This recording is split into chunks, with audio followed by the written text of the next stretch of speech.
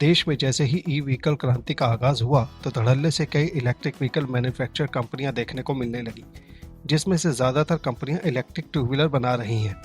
इसमें से कुछ कंपनियां तो इतनी छोटी हैं कि ना तो उनके बारे में इंटरनेट पर कुछ खास लिखा है और ना ही अपनी एडवर्टाइजिंग कर पाती हैं, क्योंकि इनके पास बजट ही नहीं होता। अब सोचने वाली बात यह है कि क्या सच में इतने छोटे स्केल में भी गाड़ियाँ बनाने की कंपनी बनाई जा सकती है? तो इस सवाल का जवाब ऐसे समझते हैं। आपको बता दें कि कन्वेंशनल व्हीकल गाड़ी में पिस्टन होते हैं जो एक कंट्रोल कंबंशन की वजह से मूव करते हैं।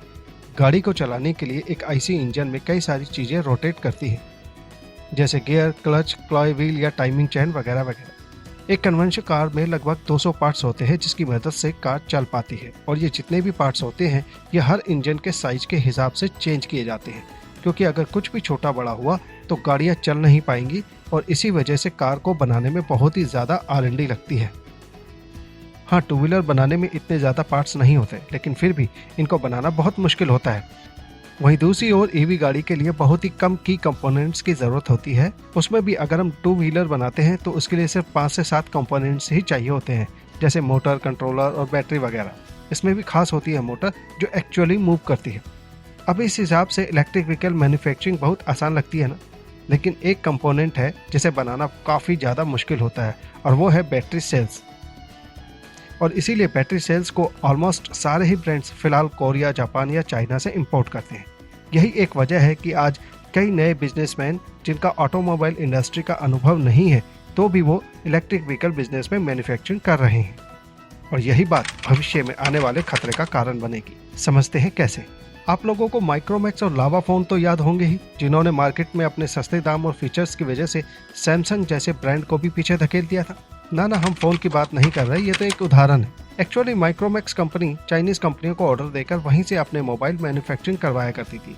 आपको याद ही होगा कि उस समय में माइक्रोमैक्स, कार्बन और लावा के फ़ोन साइज़ में बहुत बड़े और सस्ते हुआ करते थे, और इसी वजह से ये हर किसी की पसंद बन गए थे।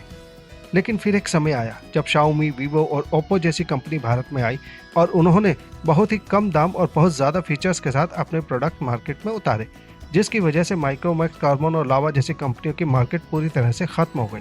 और ऐसा इसलिए हुआ क्योंकि ये सभी कंपनियां चाइना से ही प्रोडक्ट बनवाकर यहाँ अपने ब्रांड के नाम से बेचा करती थी, और जब चाइना की बड़ी कंपनियों ने अपने एडवांस प्रोडक्ट के साथ दस्तक दी तो यहाँ के प्रोडक्ट उनकी टेक्नोलॉजी के सामने कहीं भी नहीं टिकते थे, और ना ही उनकी यहाँ कोई R&D और मैन्युफैक्चरिंग यूनिट थी जिससे वो चाइनीज़ कंपनी से टक्कर ले पाते। अब बात करते हैं इंडियन इलेक्ट्रिक व्हीकल इंडस्ट्रीज़ की। Now Indian electric vehicle industries में भी कुछ ऐसा ही देखने को मिल रहा है।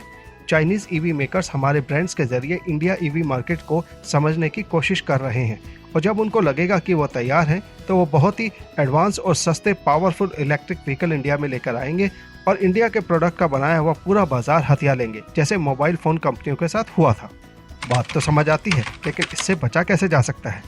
इससे बचने का सिर्फ एक उपाय है, और वो है लगातार अपने बिजनेस की वर्तमान और भविष्य की योजनाओं में बाजार के अनुरूप परिवर्तन करते रहना, और हर समय बिजनेस की छोटी से छोटी जानकारी से भी अपडेट रहना, क्योंकि छोटी सी भी चूक भविष्य के लिए बहुत बड़ी आपदा बन सकती है। आपने देखा ही होगा आज कई बड़े स्टार्टअप्स नुकसान झेल रहे हैं, जिसका मुख्य कारण भविष्य में आने वाली आपदा को ना पहचान पाना और उससे निपटने के लिए एक दो नहीं बल्कि कई सारी प्लानिंग्स का ना होना।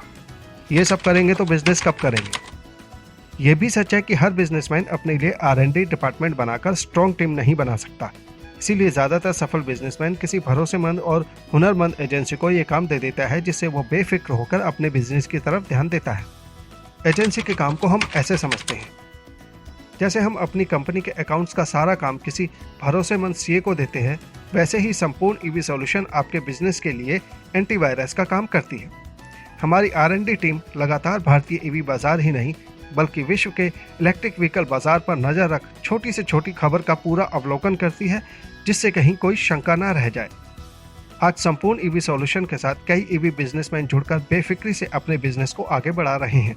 अगर आप भी अपने बिजनेस को सिक्योर कर आगे बढ़ाना चाहते हैं तो आज ही संपूर्ण ईवी सॉल्यूशन से संपर्क कीजिए। संपूर्ण ईवी सॉल्यूशन का पता है